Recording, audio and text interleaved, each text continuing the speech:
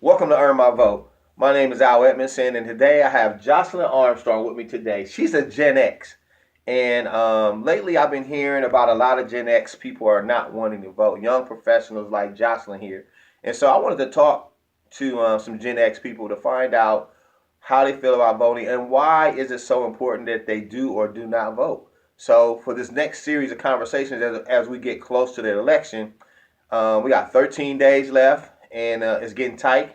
And so I just want to begin to talk and talk and have a good conversation about um, why I think it's so important and what they're thinking as well. So Jocelyn, welcome to the show. Thank you, Al. Glad Thank to you be so here much. with Thank you. you for being here, man. Yes. It's hard to find a Gen X now these days. You don't even know what they look like anymore. So tell me, why is it so important for people to get out and vote? So, voting is how you express your opinions.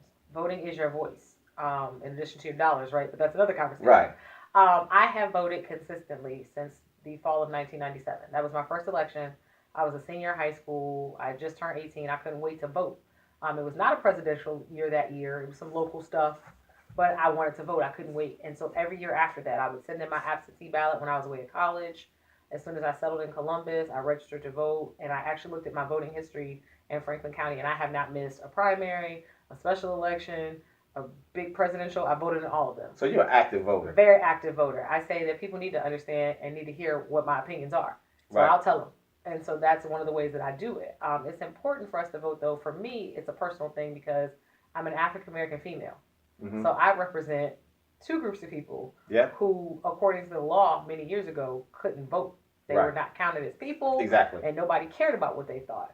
And so I thought it would be disrespectful to my ancestors to not vote. Folks died, folks fought, they walked, and all this kind of stuff to even register. Right. So I take that very seriously, and I feel like as part of my generation, we need to continue that tradition to honor the people that fought for us to be able to do it. Right, exactly. So, and I mean, it really disturbs me when I listen to um, people who I've came across out here on the streets, and like I said, some millennials, some Gen X's, and even some older people that are not really satisfied with neither one of the candidates. They don't like neither one. Mm-hmm.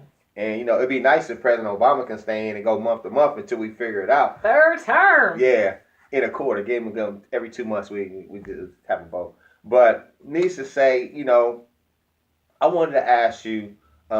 So, what do you think about the election coming up? We got 13 days left. What's the vibe in your circles, in your community, where you live and where you work at? Most of us can't wait for it to be over. When you live in a place like Ohio, very early in the year, they start bombarding you with Right. commercials and phone calls and radio announcements and on and on and on. Mm-hmm. So it's a bit tiring. Yep. This is an interesting presidential campaign cycle because it is wild, for lack of a better term.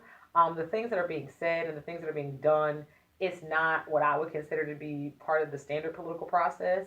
It's mudslinging, but at a whole new crazy level. Right. And that's tiring, And I feel like the world is laughing at us because they're like, how in the world do you have, somebody who's a reality show star, Mm-hmm. and then somebody else on the other end who's like, she's decent, but she's not like somebody you're really, really excited about. Right. And so this is what we have to pick from. And so it's like, oh, well, I don't want a president who thinks it's okay to say whatever, whenever, and is a bit of a bully Mm-hmm. because that doesn't play well on the global landscape. Like Right. internationally, you cannot interact with other people that way. That's not really the real way to get business done. There's a thing about diplomacy. There's a thing about listening and then talking and trying to come to a common Mm-hmm. ground as opposed to I'm gonna have my way and that's it. Right. That won't work for us. And then we have another candidate who I think can do the job, but just is not. It's like, all right, she's here, let's do it, Mm-hmm. whatever. And I feel like in a way, some of us are voting or might vote for her because she's not terrible. Right. And that's kind of a weird place to be in because in previous elections, this will be my third or fourth Mm-hmm. fourth presidential election, and you felt something about the candidates. Right. Whether you liked them or disliked them, you could see like, I could still see this dude doing the job. And so even if your favorite wasn't picked, you felt a little better about the outcome. Now Right. it's just like, I mean, here we are. So from the presidential election side, I'm like, But I want people to think about the local elections too. Right, and that's, I I think think that's this is very, a problem. yeah, and I think that's the thing as well, that we don't talk about is a lot of local level things that's going to be we're going to be voting on as well, and we might shift in the guards here soon. Yeah. And for some people it's going to be uncomfortable because it's been a certain way for so long. Yeah. So when you talk about the local level, what are you talking about? So I think what people forget, and it's scary when folks say, I'm not voting at all. Right. Because it's like, okay, so maybe you don't want to vote for president because you're just not feeling any of them, major party, third party, any of that. That's okay. But what people fail to realize is that if they don't vote at all, they're missing the opportunity to vote in their state and local elections. And what that means is you have now people who are representing you from your neighborhood, for your council seat or for your state representative, but you didn't pick them. Right. But they have an immediate impact on your life. There are things, city council meets every week. And when they walk out of their meeting on Monday night, by Tuesday morning, stuff has changed. True. But you didn't vote for them. So you didn't get to pick who you wanted. Or, for instance, judicial elections. There are folks running for judge right now, running for domestic court judge, running for common pleas court judge. Right. And that's somebody that you can see at 9 o'clock on a Wednesday morning. Right. And by noon, you may be divorced. You may not have a driver's license anymore. You may be incarcerated. You may have a judgment levied against you in a civil suit. Like, that's just a matter of hours. Right. But people do not even vote all the way down the ballot to vote for the judges. And those folks have an immediate impact on your life. And so a lot of people miss that part, and that's why the local things are important. There's issues and levies and all kinds of things that come up at the local level that, oh my goodness, now I'm paying a little bit more in my property taxes for my house because we're getting new sewers, or they're doing this with, clean water, or they're doing this with roads and bridges. You had an opportunity to voice your opinion about that, but because you decided not to vote because you were mad about something way at the top of the ticket, that when you think about it in real life, the way government works, things that the president decides on or things that the Congress decides on, that's way down the path. Like, by the time that trickles down to you, it's 6 months later. True. Versus something that can happen in 6 hours or 6 days. Right. And folks miss the immediacy of voting for their local candidates. Right. That's just keeping it real. Yeah. And like you said, a lot of people won't, when you say not going to vote at all, we have issue 57. We got issue 1, 2, 3, and 4. We got some prosecutors races that's going on. We got some county commissioner races that are going on. We even got treasurers positions that are being clerk of courts. Yeah, clerk of courts. It's a whole lot of things that we have to understand that affect us immediately that we need to be aware of, and people are not taking the time to really look at that, and versus just looking at the big picture of the presidency. Right. So, is there any way that let me ask you this, by you being a woman, how do you feel about let me ask you this, how do you feel about Madam Secretary Clinton, if she becomes president? What are some things that you like and probably dislike about her, which probably determine on how you vote? So you cannot look over the fact that this is a historic moment. Right. We have had women before, like Shirley Chisholm, for instance, who ran to try to get the major party nomination, didn't make it, but still made that effort. So this is a big deal in just the fact that we have a woman who is the major party nominee. Right. So for that, I'm like, yes, historic moment. I would like to see what she does in the job. I have seen her as Secretary of State. She was all right, She was a senator when she was in New York. So, she's a well-educated woman. I feel like she can do the job.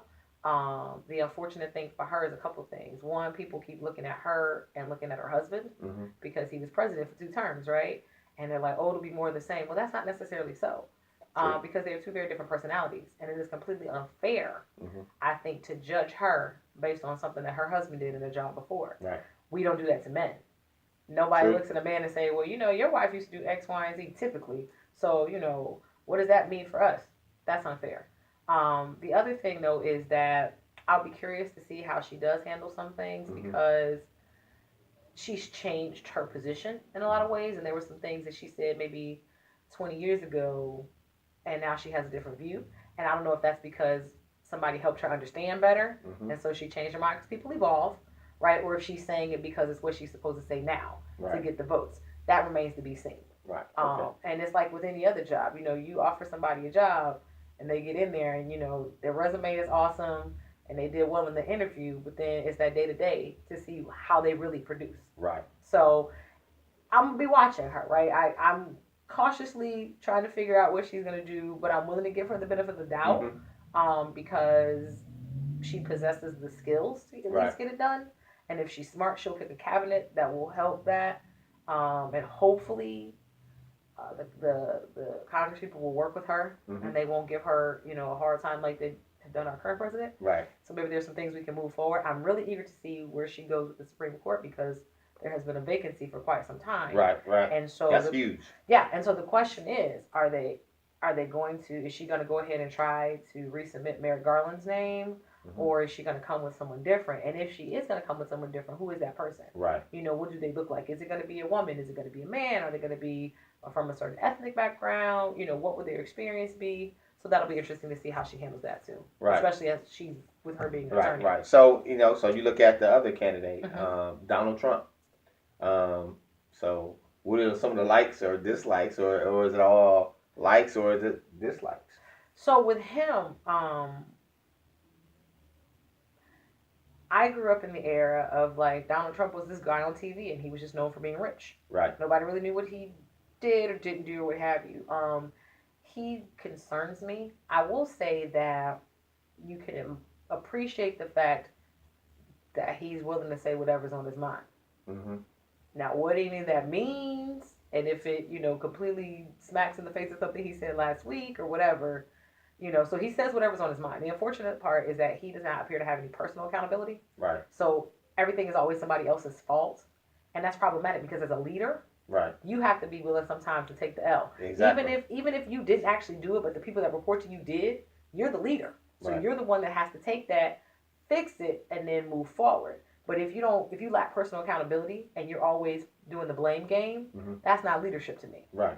Some of the things that he has said about African Americans, about Hispanic Americans, about women, about people with disabilities, like every time he opens his mouth, it's like, dude, how can you be even more offensive than you were the last time? And that is problematic to me because, again, on a world stage, that plays badly. Right. Nobody wants to hang out, work with, deal with, talk to that guy. Right. And so that to me is problematic.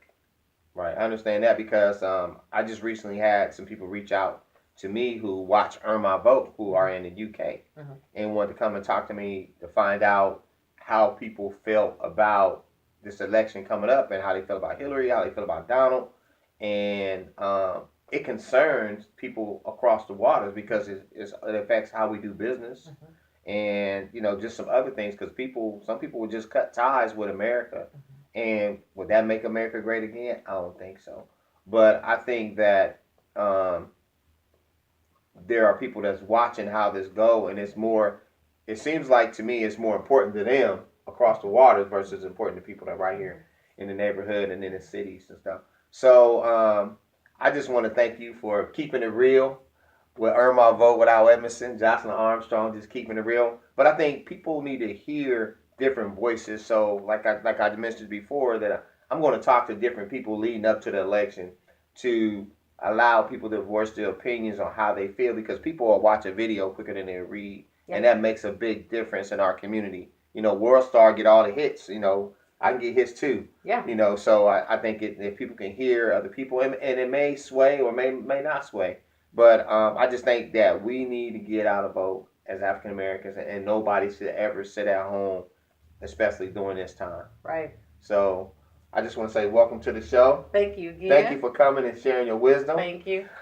I'm Al Edmondson. I have Jocelyn Armstrong who will visit me today with Earn My Vote. She was keeping it real, people. Wait till the next few people come up next. Peace.